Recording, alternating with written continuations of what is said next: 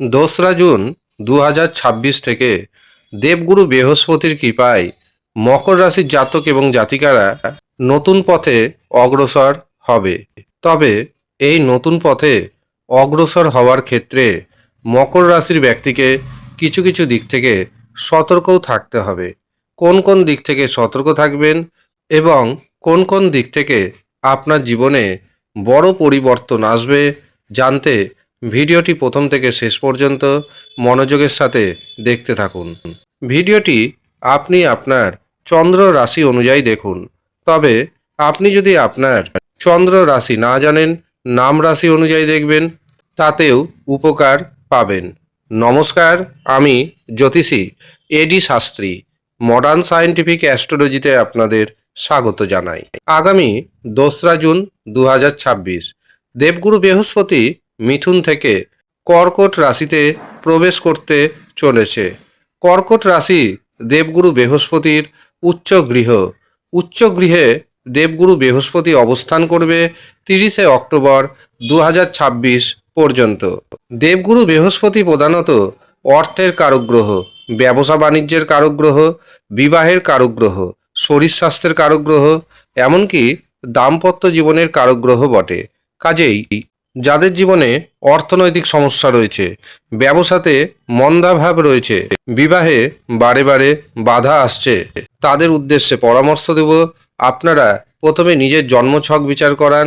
যারা জন্মছক বিচার করাতে পারছেন না, তারা হস্তরেখা দেখান এবং আপনারা দেবগুরু বৃহস্পতির অবস্থান দেখুন কেমন রয়েছে। যদি অশুভ থাকে তার সঠিক প্রতিকার প্রতিবিধান করুন। 100% গ্যারেন্টি দিচ্ছি আমি, আপনার জীবন 180 ডিগ্রি ঘুরে যাবে। ব্যবসাতে মন্দাভাব কাটবে, আপনার পকেটে অর্থ আসবে। যারা নিজের জন্মছক অথবা হস্তরেখা অনলাইনে বিচার করাতে চাইছেন, তারা নিচের দেওয়া হোয়াটসঅ্যাপ বুকিং নাম্বারে যোগাযোগ করে নিজের নাম নথিভুক্ত করিয়ে নেবেন।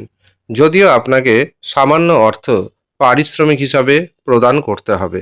যারা ইচ্ছুক শুধুমাত্র তারাই যোগাযোগ করবেন। 2রা জুন দেবগুরু বৃহস্পতি মকর রাশির সপ্তম ভাবে প্রবেশ করবে। সপ্তম ভাব বিবাহের ভাব, ব্যবসা বাণিজ্যের ভাব। কাজেই এখানে দেবগুরু বৃহস্পতি বিবাহের বাধাকে দূর করবে এবং ব্যবসা বাণিজ্যে যে মন্দাভাব তা কিন্তু কাটাতে চলেছে। এই সময় যারা নতুন ব্যবসা শুরু করবেন ভাবছেন, তাদের জন্য সময়টি অত্যন্ত শুভ। একটির পাশাপাশি আরেকটা ব্যবসা যদি শুরু করতে চান, তার জন্য সময়টি অত্যন্ত শুভ। এই সময় বিবাহের গাঢ় যোগ দিবে। কাজেই যাদের বিবাহ বারে বারে ভেঙে যাচ্ছে, সঠিক প্রতিকার প্রতিবিধান করিয়ে নিন। এই সময়ের মধ্যে আপনাদের বিবাহ কিন্তু হয়ে যাবে। দেবগুরু বৃহস্পতির 3টি দৃষ্টি রয়েছে।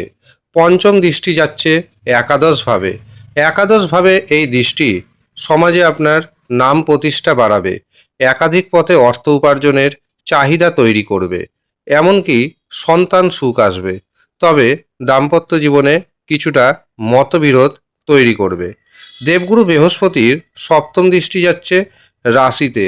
এই সময় আপনাকে আত্মবিশ্বাসী করে তুলবে, পাশাপাশি অহংকার, রাগ, জেদকে বাড়াবে। এই দিকে সতর্ক থাকবেন।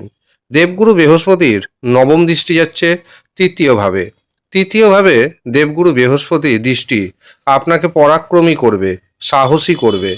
ভাই বোনের সাথে যে সম্পর্ক খারাপ ছিল, সেই সম্পর্ককে আগের থেকে মজবুত করবে এই দেবগুরু বৃহস্পতি।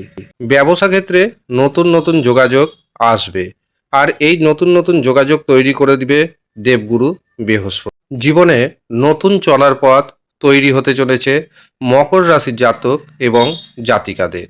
উপায় হিসাবে প্রতিনিয়ত ভগবান বিষ্ণু ও মাতা লক্ষ্মী দেবীর আরাধনা করুন, দারুণভাবে উপকার পাবেন। আর যারা ব্যক্তিগতভাবে নিজের জন্মছক বিচার করানোর কথা ভাবছেন, হস্তরেখা দেখানোর কথা ভাবছেন, কুষ্টি বানানোর কথা ভাবছেন, অথবা জটক বিচার করানোর কথা ভাবছেন, তারা ভিডিওতে দেওয়া হোয়াটসঅ্যাপ বুকিং নাম্বারে যোগাযোগ করে নিজের নাম নথিভুক্ত করিয়ে নেবেন। সামান্য পারিশ্রমিক আপনাকে পেমেন্ট করতে হবে। যারা ইচ্ছুক শুধুমাত্র তারাই যোগাযোগ করবেন।